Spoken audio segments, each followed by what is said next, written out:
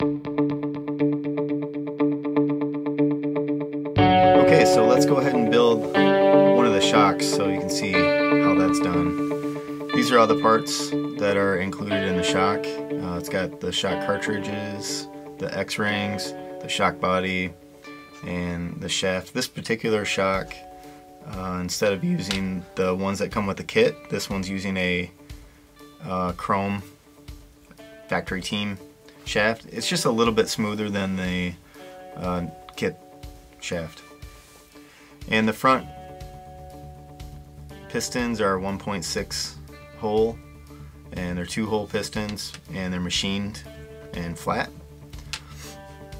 So what we're going to do is assemble the shock cartridge, and the body has some parts already on it. So this is a shock collar, and it's got a O-ring inside the collar, and then there's an O-ring on the end of each side and just a bigger one on this side, and you're supposed to put a little bit of shock oil to kind of seal the O-rings together pretty good. So that's what the body looks like.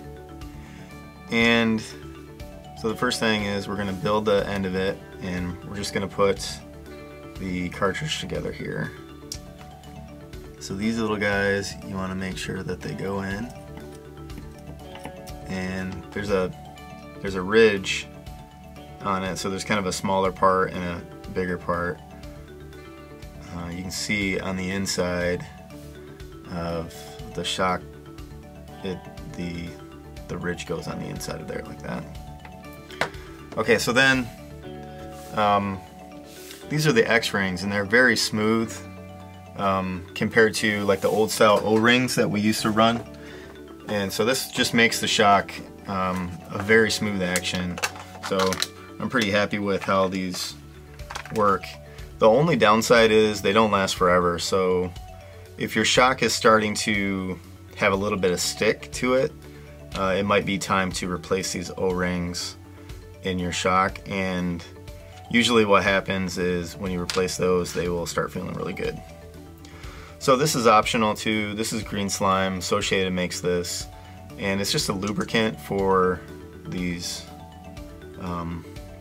X-rings, and I like to use that. So just put a little amount on it, and supposedly it makes it so it doesn't swell. And so one goes in, and then the middle spacer goes in. It's a little bit bigger, and then we'll put another one in. Usually what I do is just rub the green slime into the X-ring so it's nice and covered. And then put the end cap on, like that. So now you have your cartridge built. So then we want to put this aluminum cap on the end of it so everything stays in place. And here's where you're going to use this tool, and it's got this U in the middle which keys directly into the bottom of the shock, which is kind of nice. So you can see that there's keys in there. And then I've got a shock tool that I like to use. You can also use pliers. This is not required, but it just makes life a little bit easier when you're rebuilding your shocks. If you run multiple cars, this will also work on 8-scale cars. It's just nice to have as an option for building shocks. So I'm going to use this and just clamp down this end cap. You don't have to clamp it down super tight, but just get a little bit of pressure on it. Okay, so now that that's in, let's talk really quick about the piston. So the piston is just on with a little grub screw, and there's a washer that's a specific size for the end of this shock shaft. When you buy the shock shafts, you also get one of those washers. What I like to do when I install the shock shaft is just put a little bit of green slime on the end of it also. You can use green slime, or you could also use just shock oil. Some people just use shock oil. Like that. These chrome shafts you can also polish them. So I polish them with some of this chrome polish, and I just run it in a drill for like a minute. It does make the shock shaft a little bit nicer. So you can already feel that's very smooth. The action on the shock is very smooth. That's what we're looking for, nice and smooth. So we want to put the eyelet and the shock ball into the end of the shock, but I'm going to go ahead and put this on first and use my tool here. The end of this tool will crimp the shock shaft, and then you can thread this on. So now I'm going to put this shock ball in.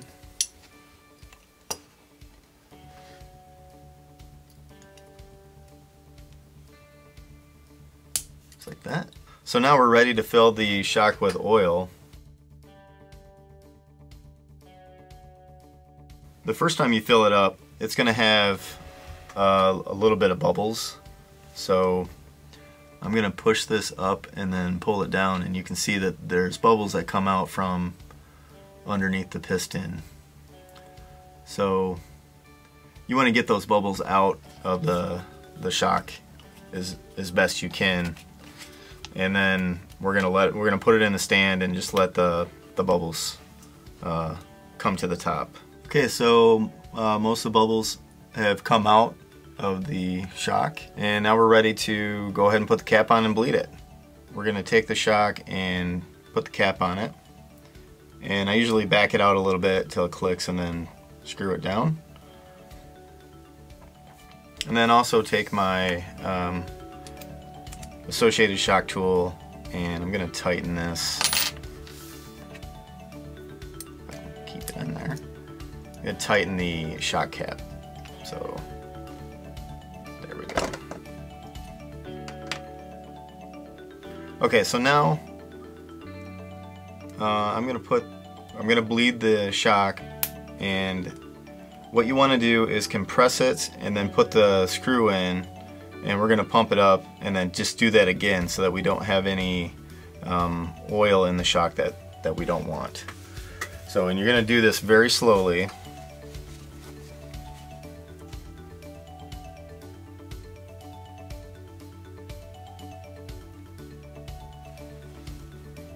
Like that. And let's go ahead and put the bleeder screw in.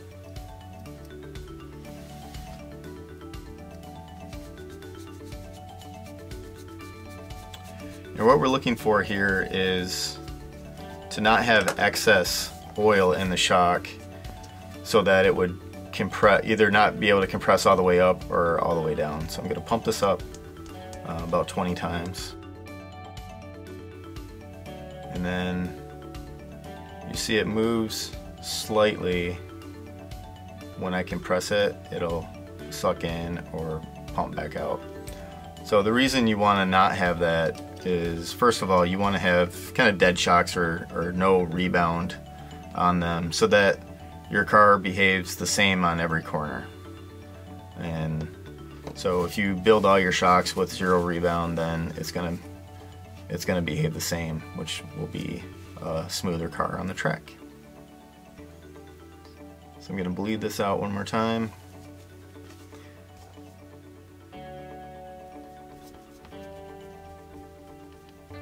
Put the screw back in, and there you have it. That's how you bleed a Associated V2 shock.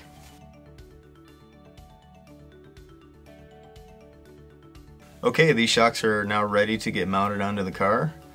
Thanks for watching, and we'll see you in the next video.